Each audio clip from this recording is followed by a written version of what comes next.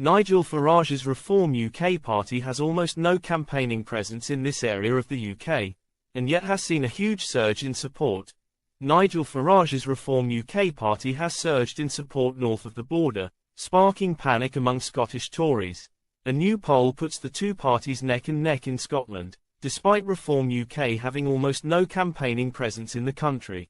Survation, which spoke to 1,021 voters in Scotland, found that the Tories won just 11% of votes on the proportional regional lists, while Reform UK were on 8%.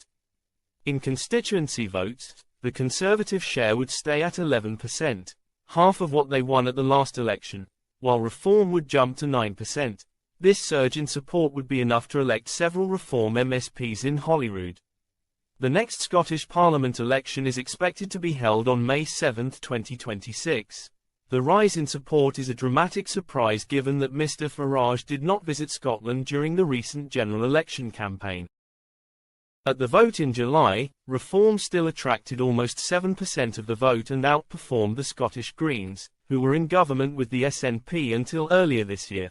Mr. Farage's party is determined to replace the Conservative Party as the main opposition party across the country, with plans firmly set for next year's local elections. There are 2,285 wards up for grabs, 1,335 of which are currently held by the Tories. Reform Chairman Zia Youssef revealed last week that the party was looking to establish 120 local branches to mount a serious ground campaign. Speaking to GB News, Mr. Youssef said, "Every week, we see momentum building, with new highs in the polls, membership surging to new records, continued growth in donations and the rollout of a campaign-winning machine. Under Nigel Farage's leadership, we are building a local branch infrastructure across the UK, with the first priority being the thousands of local election candidates next year."